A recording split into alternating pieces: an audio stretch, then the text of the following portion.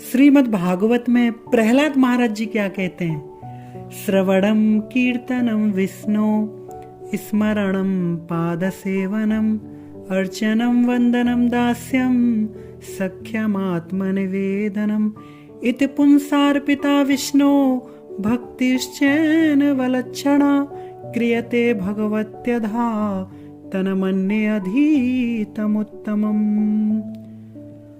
भगवान के जो दिव्य नाम है भगवान का कोई भी, और उनके गुण रूप लीलाओं का श्रवण कीर्तन करना, उन्हें स्मरण करना, उनके चरणों की सेवा करना, उनकी पूजा करना, उनकी वंदना करना, दास्य भाव से उनकी सेवा करना। भगवान के जो भक्त हैं, जो परम वैष्णव लोग हैं, उनकी लीलाओं को श्रवण करना और वैष्णवों के चरणों में अपने आप को न्योछावर कर देना, ये 9 प्रकार की भक्ति प्रहलाद जी ने बताई श्रीमद् भागवत में। क्योंकि बंधुओं, भक्ति जो है वो भक्तों के संग से ही प्राप्त होती है। हमारे पूर्व जन्मों की सुकृतियों के फलस्वरूप हमें क्या होता है? साधु संग प्राप्त होता है। तो ऐसे जो सुकृतिवान व्यक्ति को अगर किसी साधु के मुख से हरि नाम, भगवान की कथा श्रवण करने का अगर सुयोग प्राप्त हो जाता है, सच में उसके हृदय में फिर भक्ति उदय हो जाती है। भगवान के एक बहुत बड़े भक्त श्री बिल्वमंगल ठाकुर जी, उनका उदाहरण, उनकी कथा अगर सुनोगे तो कैसे भक्त भगवान के हैं। उनका जन्म तो हुआ दक्षिण भारत में, एक नदी के तट पर एक गांव था, कृष्णवेना नदी के तट पे। तो वहां वे बहुत बड़े, मतलब वेद वेदांत के अनेक प्रकार के वहां पंडित थे, और वो भी बहुत बड़े पंडित थे बिल्वमंगल ठाकुर जी। उस नदी के पास ना, उस नदी के दूसरे किनारे ना एक चिंतामणि नाम की एक वेश्या रहती थी। वो उसके प्रति बहुत, मतलब अटैचमेंट में आ गए, आसक्त हो गए। एक बार की बात है, रात्रि थी और घनघोर वर्षा हो रही थी, किंतु चिंतामणि से मिलने को वे इतने व्याकुल हो गए, इतने अधीर थे कि उन्होंने किसी भी बात की परवाह न करते हुए उनसे मिलने के लिए चल दिए। देखो, रास्ते में नदी पड़ती है, नदी को भी उन्हें पार करना था। अब बाढ़ आई हुई है, रात्रि बारिश हो रही है, बाढ़ के कारण अंधेरा छाया हुआ है, नदी उफंड रही है। अब वहां नदी पार करने के लिए तो कोई नौका भी नहीं है। उन्होंने क्या किया, नदी के किनारे बहते हुए एक शव था, यानी कि किसी मुर्दे आदमी के शव को उन्होंने लकड़ी समझ के उसके सहारे ही उन्होंने तैरते हुए नदी पार कर दी। इतने आसक्त, मतलब जब वे चिंतामणि के घर पहुंचे तो उसका द्वार बंद था। बिजली के कड़कने के कारण ना वो द्वार, दरवाजा, उनकी खिड़कियां वो खटखटा रही हैं, तो चिंतामणि को उनकी दरवाजे के खटकने की आवाज नहीं सुनाई दी। फिर क्या हुआ, वे तो मतलब एकदम आसक्त हैं, चिंतामणि से मिलने के लिए बड़े व्याकुल हैं। उन्होंने क्या किया, एक सर्प लटका हुआ है दरवाजे पे, उन्होंने उसको रस्सी समझ के उसी के सहारे वो ऊपर चढ़ गए। फिर क्या हुआ, अब ऊपर तो जैसे चढ़ने वाले चढ़े, तो ऊपर चढ़ के दीवार से उनका पैर फिसल गया, पैर फिसल के वो अंदर गिर गए नीचे, दूसरी ओर उन्हीं के रूम में। तो एकदम वो बेहोश से हो गए। जब वो गिरे तो वहां पे चिंतामणि को आवाज आ गई, उनकी चिंतामणि बाहर आई। अब वहां देखा तो उसने लाइट जला के बिल्वमंगल, मतलब वहां पे पड़े हुए हैं। वो सब समझ गई कि ये मतलब इतना मेरे प्रति आकर्षित हो गया है, इतनी आसक्ति है। चिंतामणि ने तो स्वयं को धिक्कारते हुए बिल्वमंगल ठाकुर जी को भी खूब खरी खोटी सुनाई। उन्होंने कहा कि तुम्हारी जितनी आसक्ति इस हाड़ मांस, इस मज्जा से बने मेरे शरीर में, देखो कितना सुंदर उपदेश ये हम सबके लिए है। वो कहते हैं कि कितनी आसक्ति है आपको मेरे इस हड्डी मांस के शरीर में है। अरे शरीर का क्या बनता है? इसकी 3 गतियां ही होती हैं। अगर इस शरीर को जला दो तो राख बन जाता है, जमीन में गाड़ दो तो कीड़ा बन जाता है, अगर शरीर को ऐसे ही छोड़ दो जमीन पे तो ये जो पक्षियां होते हैं, सियार होते हैं, इन चीजों का वो क्या बनता है? लंगर भंडारा बन जाता है। वो लोग खा जाते हैं इस शरीर को। है इतनी आसक्ति इस शरीर के अंदर, हाड़ मांस मज्जा खून है, कितनी गंदगी भरी पड़ी है। अरे यदि इतनी आसक्ति अगर श्री कृष्ण के चरणों में होती तो निश्चित ही तुम्हारा कल्याण हो गया होता। अब तो चिंतामणि की तो वो भी चिंतामणि ने देखो कितना अद्भुत उनका जो प्रवचन उन्होंने सुनाया। जब ऐसा सुनाया तो चिंतामणि की फटकार को सुन के ना बिल्वमंगल ठाकुर जी की आंखें खुल गई। वे अपने आप को धिक्कारने लगे। तब उन्होंने कहा कि चिंतामणि, मैं कल से ही सब कुछ त्याग कर मैं भगवत भजन करने लग जाऊंगा, भगवान की भक्ति करूंगा। उन्होंने क्या किया?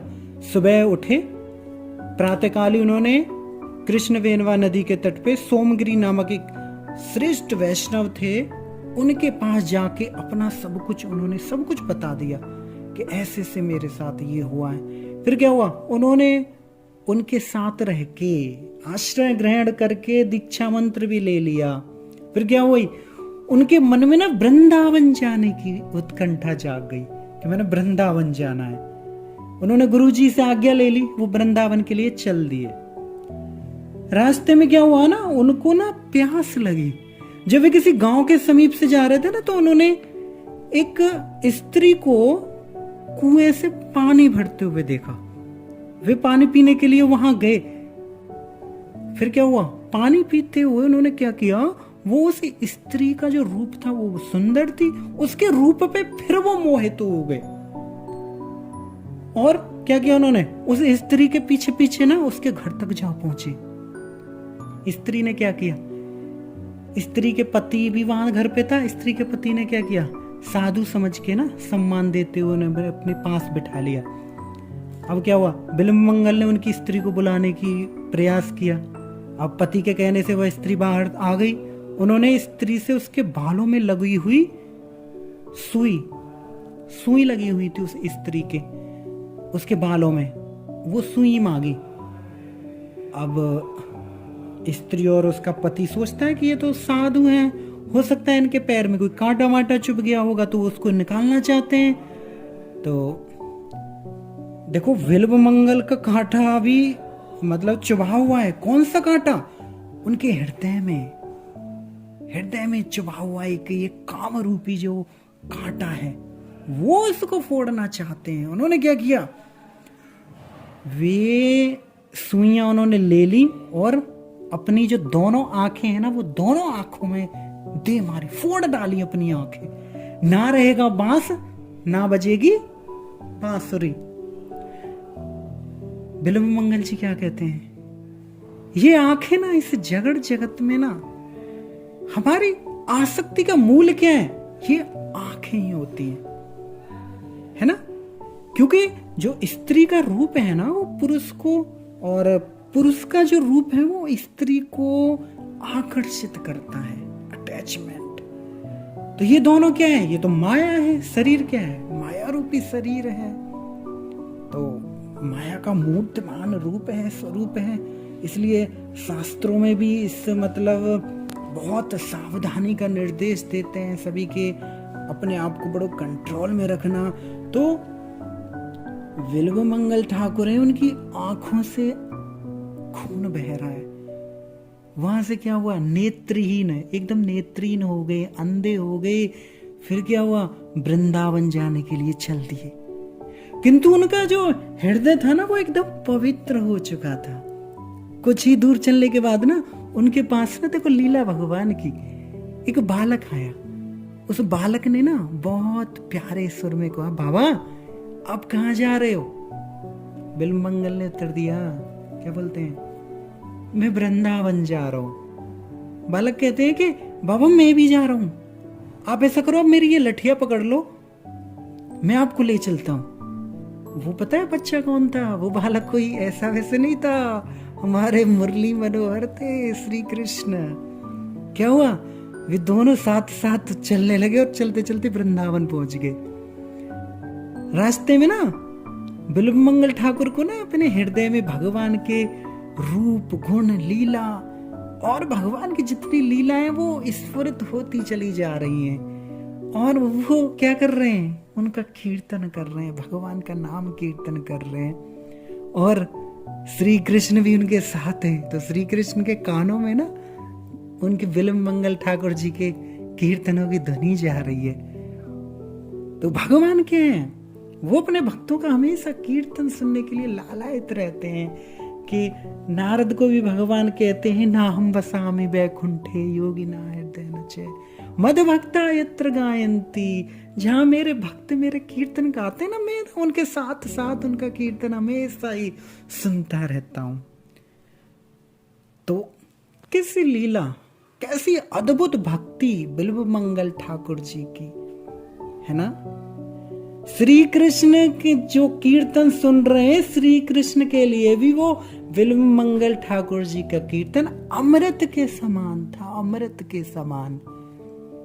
इसलिए क्या हुआ, एक ग्रंथ उनके नाम से प्रकाशित हो गया, श्री कृष्ण करुणामृत।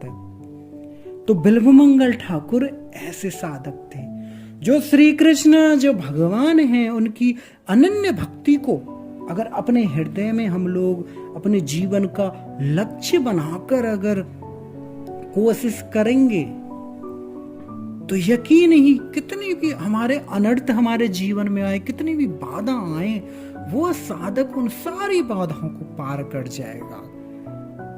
तो ऐसे हैं भगवान की भक्ति, कितना आनंद आता है, सारा मजा किरकिरा हो जाता है। संसार का जो लोग सोचते हैं कि संसार की वस्तुओं में बड़ी आसक्ति, बड़ा प्रेम है, सब कुछ खत्म हो जाता है। जो निष्कपट रूप से हरि नाम करते हैं, हरि कथा श्रवण करते हैं, तो भगवान उनके ऊपर अवश्य ही कृपा करते हैं। जैसे बिल्वमंगल ठाकुर जी, तो इतना आसक्ति, इतनी अटैचमेंट उनको हो गई, लेकिन फिर भी देखो ठाकुर जी की कैसी कृपा, जिन्होंने भगवान को पाने के लिए भी अपनी आंखों तक को फोड़ दिया। कैसी अद्भुत भक्ति है।